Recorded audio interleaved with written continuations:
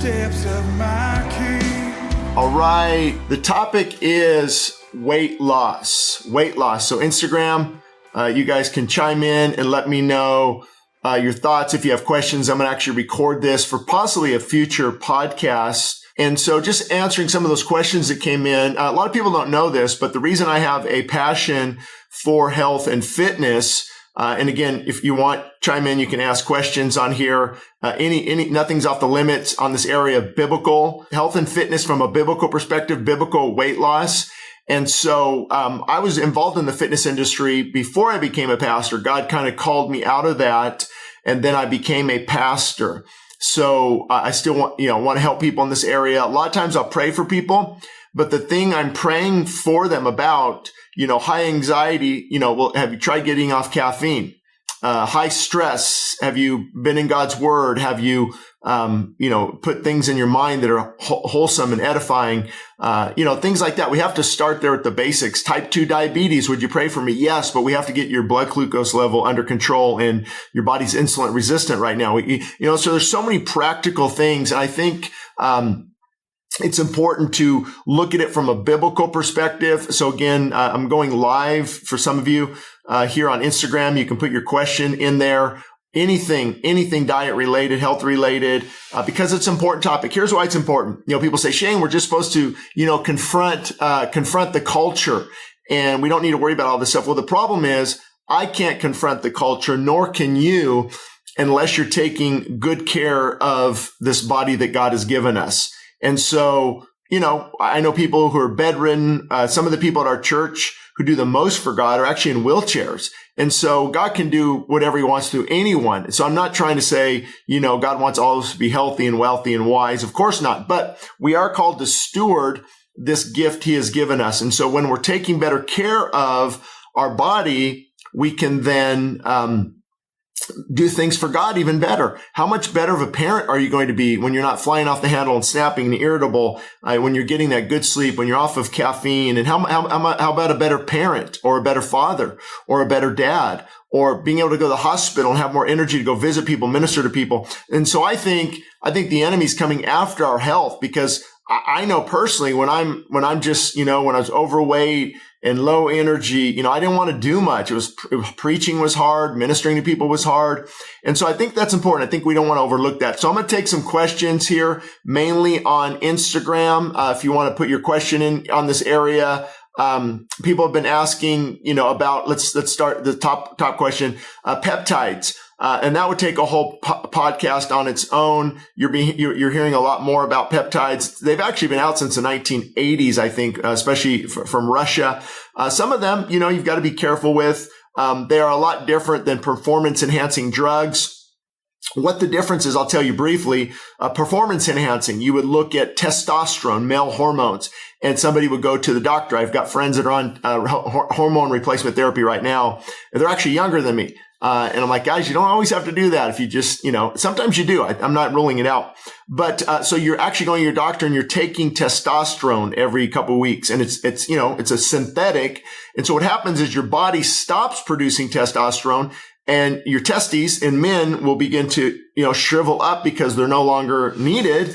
And it can future problems, of course, but sometimes it might be, okay to offset that. I'm not, that's up to them and God, but that's what it is. Testosterone therapy. They're injecting synthetic testosterone to, get the body going with fat loss, energy, and things like that. Or you have human growth hormone therapy. And that's a different hormone. Human growth hormone, actually exactly what it means is, you are, increasing you're not actually increasing your own human growth hormone. You are putting synthetic human growth hormone into your body. Some people swear by it. I follow sometimes Jay Campbell. He's not a Christian. He's not a believer. We dialogue sometimes. And of course, great information from Ben Greenfield, one of the top leading fitness experts. And Gary Becca, hoping to have him on my podcast soon. I've been talking to him a little bit. And so, that's what hormone replacement therapy, or women will take some types of hormone replacement therapy, or you're hearing it in the LGBTQ agenda. A girl wants to take hormone replacement therapy because she wants to transition to a boy. And so, that's what hormone replacement therapy is. You're putting a synthetic drug into your body. And that's what I did when I was younger, in my 20s, probably 19 or so, 20, 21. I would take Sustanon 250. It would have, it would have testosterone, ethionate, propionate, and cypionate in it. And then I would take Anadrol, Anavar, Decadurabolin, Dianabol, Anadrol. I think it says Winstrol V, Equipoise. Some of those are veterinarian drugs, and they're all synthetic, and it causes your body to grow and get bigger because you have a wrong priority. Hey, Art, I see you logging on. Kenny, Julie, make about 50, 100, 150 people now. So keep asking questions on this. That's why I'm here. So anyway, that's what synthetic hormones are. Growth hormone, testosterone, you're putting synthetic things in. Sometimes you need it, and that will, get your body going. Now, what peptides are. So I said all that to get to what peptides are. Peptides, and I'm not going to get real deep into this. Number one, I'm not an expert. There's good books out there on this topic, but what they do is they actually, they have certain peptides, certain amino acid strands, whether it's 9 or 20 and what they do is you take the peptide, and that peptide goes and it causes your own body to produce more testosterone. It causes your own body to produce more growth hormone. So you're not taking a synthetic thing. The peptides are actually, working with your pituitary gland and different things so that your body produces more growth hormone or more testosterone. Now, of course, there's, you could have some pitfalls with that too. Everything, there's usually a pro and con with most things. And those would be things like, I believe, ipamorelin or tesamorelin, CJC 1295. Those types of peptides are what they would call secretagogues. And what they do is, if you take it, you kind of get the heart rate going, and you can tell your body's, it's signaling your body to produce more testosterone or usually more growth hormone. And so those, you be careful with. I don't know if you can take those orally and if they work well, and then you're back to insulin needles and giving yourself a shot. Then there's other peptides that are more for recovery. I can't remember the name right now, that somebody recommended for recovery for joints. And it's a peptide. It's definitely more of a healthier approach. And then there's also, something called 5-amino 1-MQ. I don't know if it's considered a peptide, but what it does is, it does something with the fat cells where it blocks certain things so the fat cells can't keep getting larger and things. So I would just take it to the Lord and pray about it. So that's what peptides are for those who had that question. I would say definitely a healthier approach than synthetic hormones. But again, a lot of this can be corrected by diet and lifestyle changes. Okay. So next question. Again, if you have any questions on Instagram here, go ahead and put it on there. I won't be able to get to all these probably, but another one, this is important. Are calories a big deal? I've heard that counting calories is key to weight loss. Okay. Let's talk about this for a minute, because if you talk to, let's say Daniel Pompa has a lot of great videos on this. He's a friend of mine, and he's educated me on a lot of things. And then again, Peter Attia is great on this topic. And, Jason Fung, has a lot of good information. So what I try to do is take all this information. Let me answer this real quick. Do you need a prescription for peptides? Good question. I think it depends on what peptides. So you could talk to your doctor. Unfortunately, a lot of doctors don't know about, peptides, and they do peptides would be more the natural approach. But again, you have to investigate a little bit. There's like the complete peptide handbook. I think on Amazon could tell you more. But that's a good point on peptides. Prescription, I think it depends what the FDA has them categorized as. I know that they're not cheap, and you have to be careful where you get the peptides from, because a lot of companies aren't reputable. And again, I want to mention Jay Campbell here. Knows a lot about peptides, but again, he's not a Christian. So, be careful on listening to some of the podcasts and stuff. He's kind of, you got it right. We'll let it, you might hear some cursing and things like that, but he's got a lot of great information on it. So now back to this, calories. So again, from my perspective and from a biblical perspective, And what I've, learned over the years, I'm no expert in this because here's the thing about calories. When people say you don't have to worry, and here's what I don't like. And this one thing I would disagree with, let's say Jason Fung on, you don't worry about calories. It's not about calories. It's all about hormones. And what they're saying is somewhat true because I know a guy who's my age, eats 3,000 calories a day and can stay extremely lean, probably because his hormones are working well. He's probably got a higher metabolic rate. Non-exercise activity thermogenesis is probably higher than mine. Hormones play a key role because if your hormones are out of balance, and let's say glucagon, that actually is a hormone that will lead to fat loss. So if your glucagon is in high alert and it's working good and you're burning efficiently and you're active, hormones are the key. Or then you have too much, insulin is the talk of the town right now. Insulin is a fat storage hormone, which is really good, a couple hundred years ago, but today it's not real good. So my thought on calories, here's the bottom line. I think different calories matter. How a Snickers bar is going to affect your body versus an organic apple with some almond butter on it. I'd take that any day over the Snickers bar. We can get away from this fact. I think this is a bottom line fact in health and fitness. We just have to be careful because it can turn into a form of dieting. It can turn into, eating disorders and getting too weird about your food, which I've been there and I've been extremes. I don't want to get too weird about it. And then I just kind of get lazy and I kind of just, my body falls apart. And then I don't want to get too crazy and carried away, get a scale and let's measure 8 ounces of beans. But it's good. Now I know, banana, 120 calories, an apple, 100 calories, a cup of beans, fully cooked beans has this, a handful of nuts, 200, maybe 300, depending on your hand, so it's good to know that information. So it took me 3 minutes to get to this point. All right. Again, put your comments, questions on here and I will try to get to them. The bottom line is, in my opinion, hormone optimization is great, taking care of your body, eating the right foods. But if you consume more energy, more calories, that's what a calorie is, a unit of energy. So if you take in more energy than what your body is burning, regardless of hormone levels, regardless of genetics, regardless of the type of food, even from time to time, if you take in more energy, your body will what? It can't use it. So what does it do? It stores it. It stores it mainly in women in hips and the buttocks, and men mainly around the abdomen and kind of lower back and even upper back. And those calories will be stored. So for me to remove, I can't tell people, hey, don't worry about calories because I'll eat 3 cups of nuts and have too many calories and end up let's see. I'm interjecting here. His name is Jay Campbell.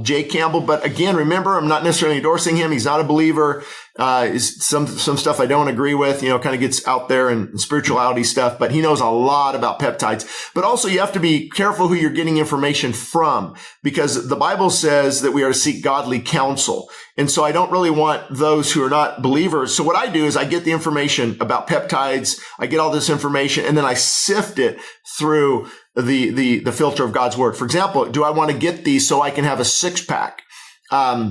That's not good. Do I want to get back to how I used to look? When I was 29, I looked like a miniature Arnold Schwarzenegger at 210 pounds, where he was about 240, very similar, body, 6'2". And so if that's my goal, then it's probably not a good idea to delve into those waters. But if I just want to have more energy for my kids, I want to be active, I want to live a healthy life, then, I think it's something good about stewarding our body. So I personally think calories do matter. I think we have to be aware. That's why intermittent fasting is the big rage right now. You go at least 16 hours, then autophagy kicks in, you go 18 hours. And what you're doing is a couple things. You are limiting calories to some degree. And if you eat more calories later, it could make up the difference. But then what happens, the reason why intermittent fasting I think is important, I think it's pretty much biblical as well. We're not designed to eat every time we have a desire, every 2.5 hours, every 3 hours. We are when we eat, here goes blood sugar. And in response to that, here comes insulin.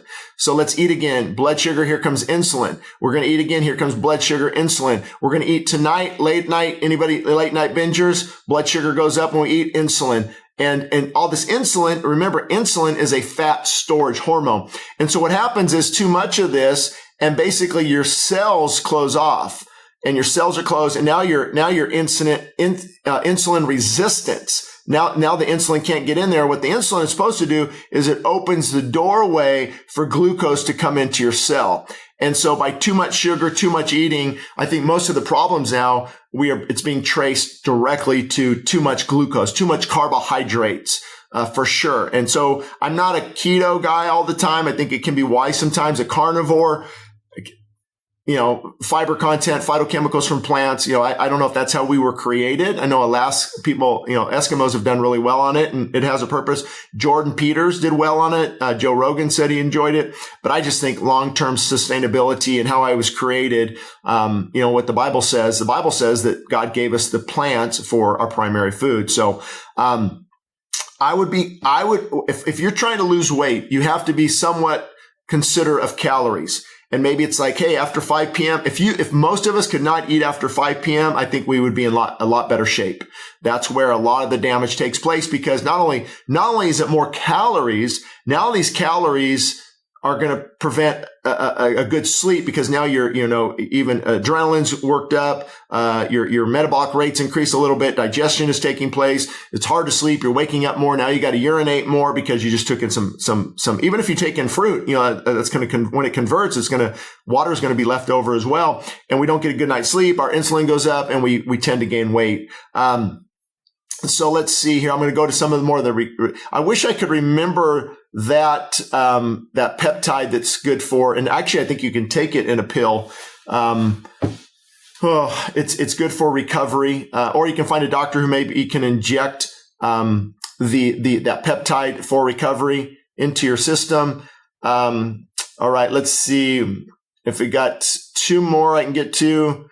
What would I recommend fasting? Art, good question. Would you recommend fasting for 24 to 36 hours twice a week, or a straight 3 to 5 day fast? Here's why fasting is interesting. Many of you who follow fasting, there's a lot of different opinions out there, right? So for me, I take it to God and really, Lord, what are you teaching me? What do you want me to do? What's a person's goals? So how I would answer that question for me versus somebody who just found out they've got, a breast cancer developing or colon cancer possibility. Because in those cases, I'm going to be like water fasting as long as you can to go deep into autophagy for sure.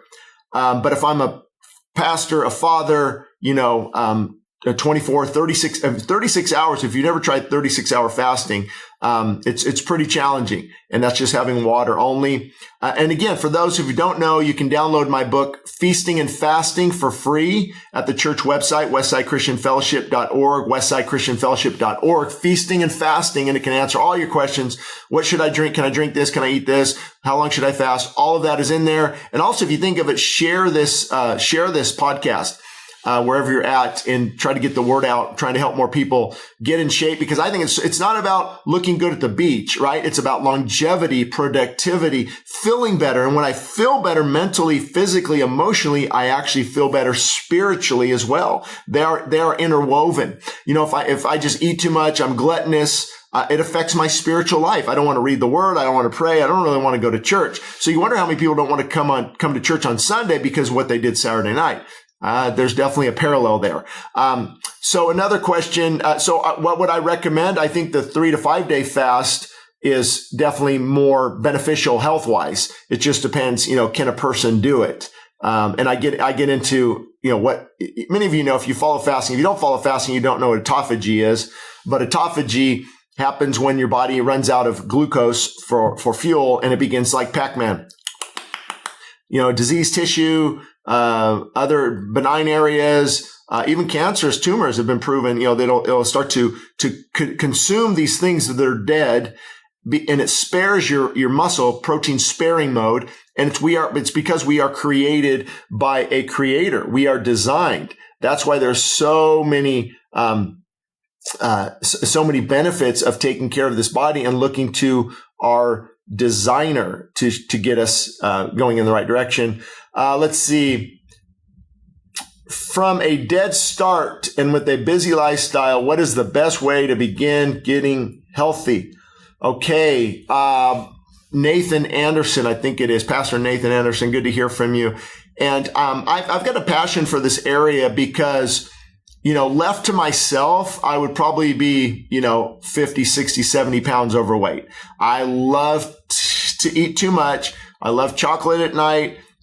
I'm just not, when I grew up, I had friends that would eat exactly like I did, and they looked like a model, GQ model.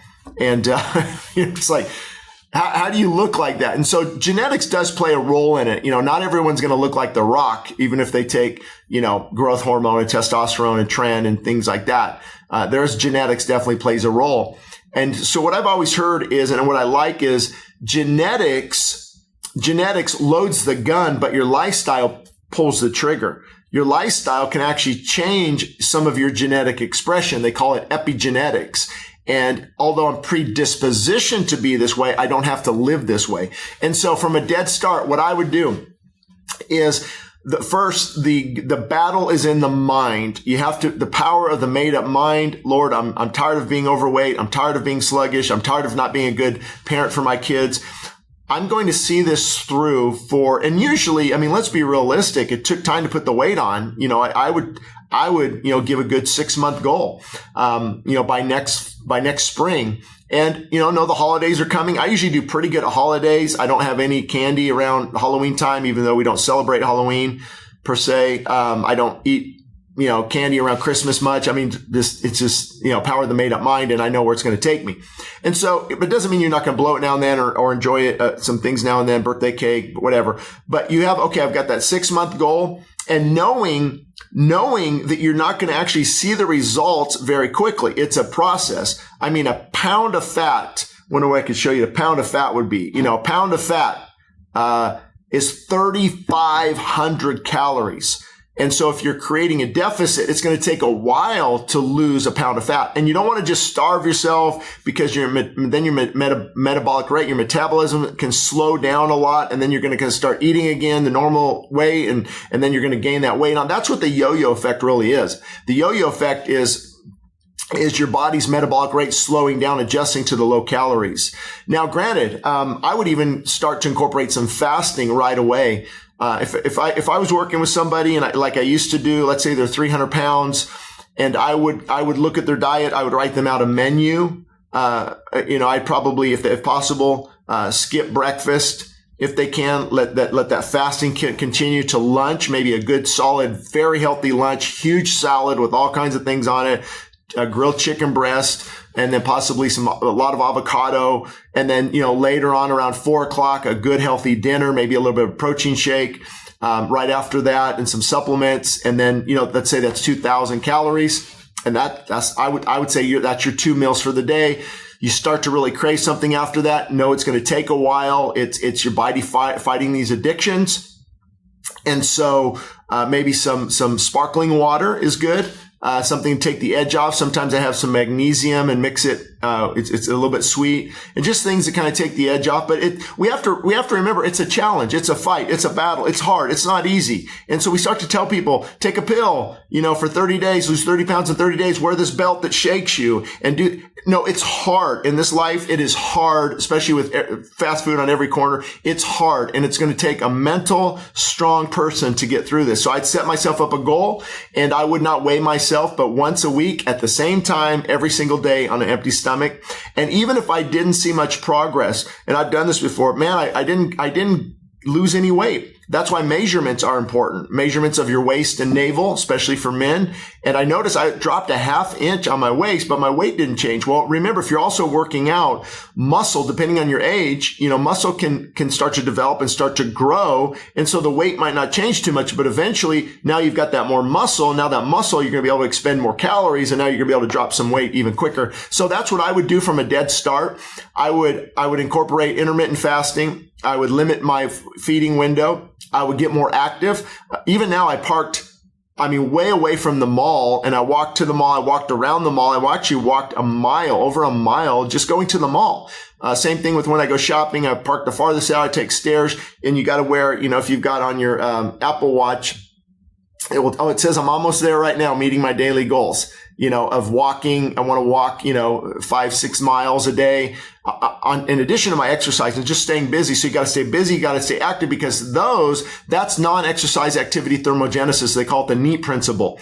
And that's when you're burning. You can burn, believe it or not, 300, 400, 500, 600 calories a day on top of exercise just by being more active. And then when you're being more active, you are motivated and you're seeing the progress. And even if there's a week goes by, you don't see much progress, you get back on track. You keep falling forward. And then I would also choose God-given healthy food. Is it God-given or is it man-made? I would choose, in this situation I'm giving here, I don't call it keto. Keto to me is pretty hard because it's only like 50 grams of carbohydrates for the whole day. I sometimes get it down to 20 grams. And I don't know if that's net carbs after their fiber intake. I'm not really sure. But for me, I don't go that low. But for this person, I might recommend a huge salad, meat. And if you do have a little bit of carbs, maybe at lunch, maybe half of a sweet potato with some avocado, and getting your 1,000 calories at one meal, 1,000 calories at the other meal. And then you're staying very active. You'll see some tremendous results, by doing that. I'd start walking. All of us can walk farther. You don't need, and I would, this might be a little, hardcore, but it's okay. I've done it where I've unplugged the TV, put it away in the closet, hide the remote control, and I leave my phone somewhere at 6 p.m. every night, and I'm done with electronics. And you're more active. I take my son to the batting cages. I go on a walk, to our office, or I'll play with the kids, and you're just staying more active. And so we're seeing a lot of things. The wrong food. And we're becoming insulin resistant. We're also not as active. Activity is so important. The old saying, if you don't use it, you will lose it, is absolutely true. So, let's see. I'm going to try to get to a few more of these on this podcast, a biblical approach to health and fitness. And I will try to get to, maybe some at a future one. But if you have any questions on this, what protein powder is good? Well, it depends on what your goal is. You've got great plant-based protein powder. Kajava is expensive though. And I try to, if I get that, make it last for a while. Or just look at the ingredients. If you can't pronounce it and you're not sure what it is, look it up online, but it should just have basic, good, God-given ingredients. And I even actually mix it with some macadamia oil or macadamia milk. I think there's something called, nothing but macadamias or something like that. And they actually have the macadamia milk.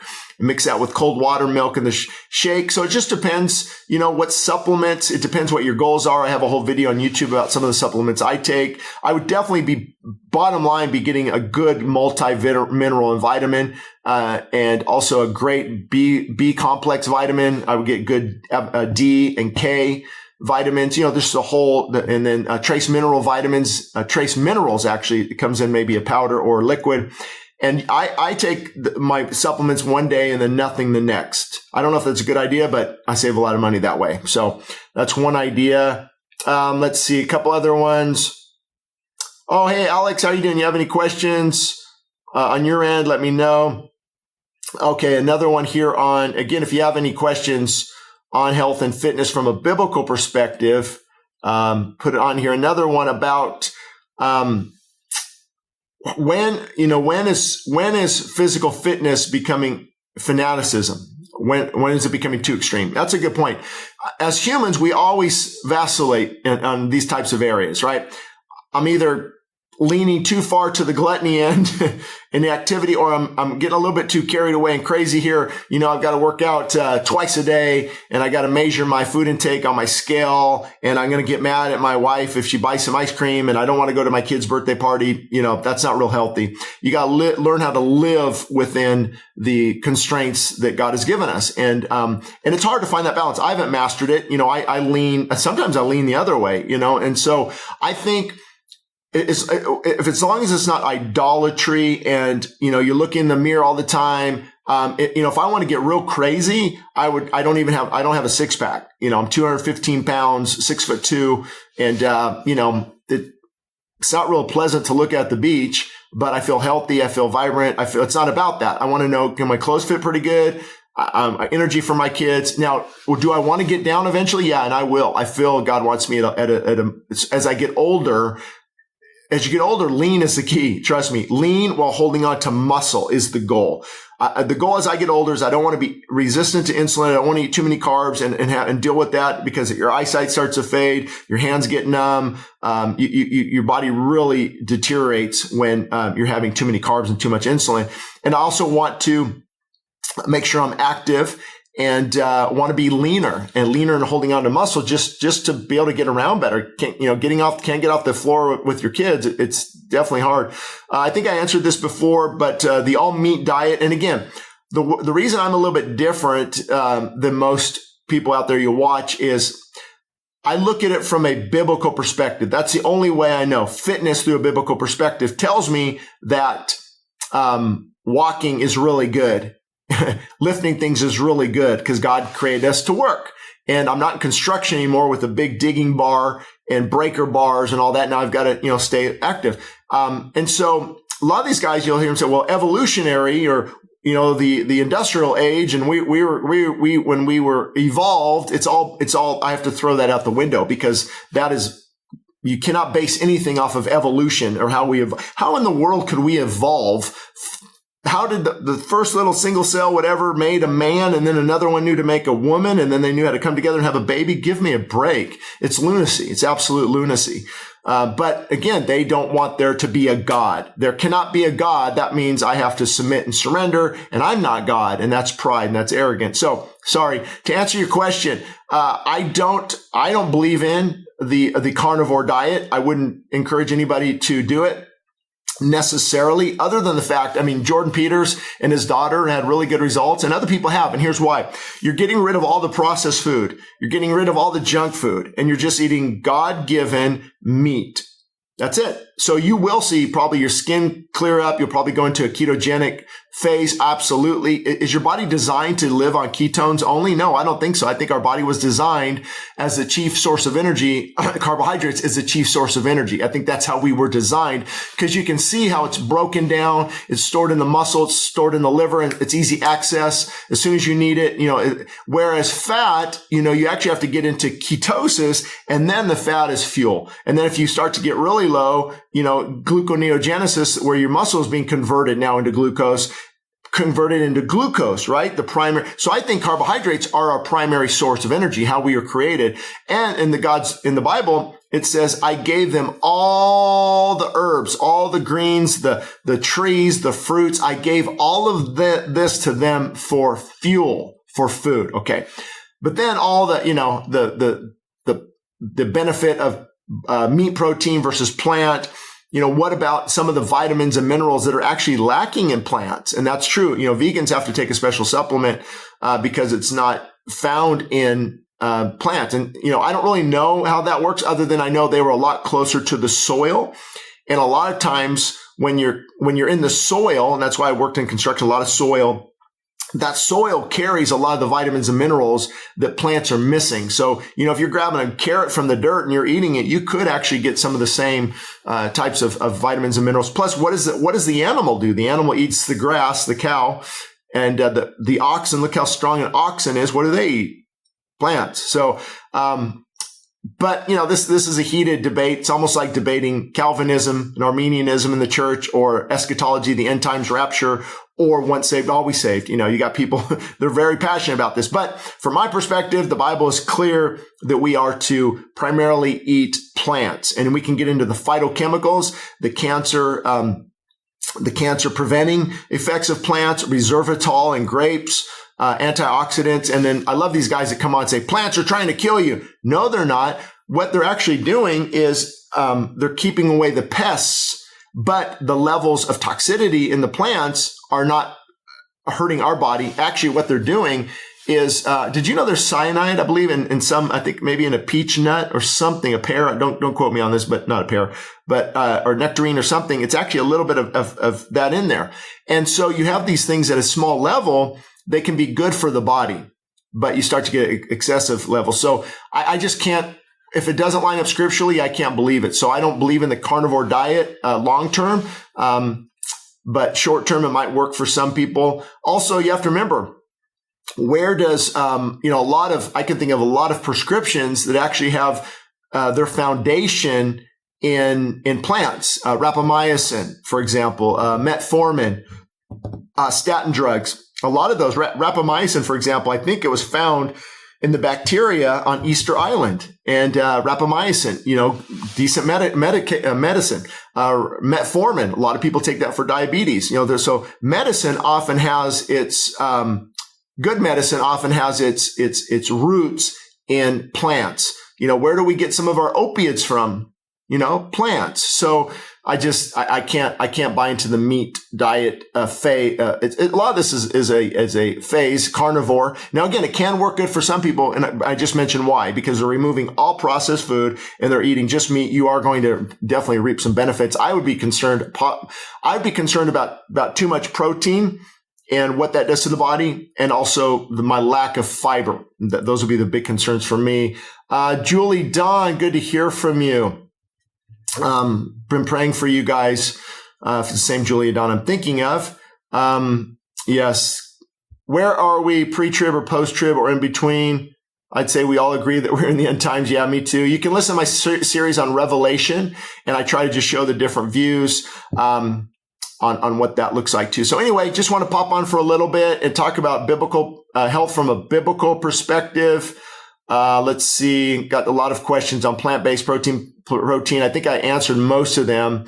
A lot of organic vegetables, good healthy fats. Yes, I didn't mention too much about that. But when you eat protein, you should eat it with the fat. And there's experts on this that can tell you how the protein is utilized even better in fat. And think about it, it comes with fat. When you see a piece of meat with fat on it, eat the fat, to some degree. These things are you always see the protein with fat, whether it's fish, meat, different things. So, now that's not necessarily people say a good healthy fat, but, just something to think about. Good healthy fats, of course, avocado. We use avocado oil, cold pressed. Cold pressed just means it's not heated. And when oil is heated, it can lose a lot of its protective properties and healing properties. So avocado oil, MCT oils are great. Multi-chain triglycerides are great. All these are God-given foods. It's amazing. What God does and what clean eating will do to you. Is it wrong to work out to look better and not necessarily for health? I would take that to the Lord, because it depends. I mean, if you're wanting to look better for your spouse, trying to just, you're looking better, I think that can be a form of idolatry. So I think we have to be careful. But any of us in the fitness area, any of you that are, that can be a struggle. Obviously I want to look a little bit better, especially when I'm preaching. You want to be presentable. You want to be able to back your message. You want to, like Paul, I discipline my body and I bring it into subjection, lest when I preach to others, I myself should become disqualified. Whoops. And so I think it's hard, let's say if I was up there, 280 pounds and just out of shape, I think, it really speaks to, our testimony a little bit. So I think it's wrong to work out just to look better, but I think you will look better as you're working out for health, if that makes sense. People don't realize all the vitamins, minerals it supplies in healthy plant-based foods. Exactly. Oh yeah, that's funny. If you work out, you are a white supremacist. Yeah, I heard it. These guys are so woke, it's a joke. Some of the best athletes in the world are black. Come on. The black people have just genetically too. They are really gifted for athletics. And so that's just silly. They're trying to shame everyone, blame everyone. You should see when I grow a goatee, I really get name called, and I couldn't love people more. I've never had a skin issue problem. Never. I love all people. It's not a skin issue. It's a sin issue. Let's see. Berbidine is comparable to metformin, possibly. I'm not an expert on that. On this episode of Idleman Unplugged, health and fitness from a biblical perspective. We'll talk to you later. Thank you.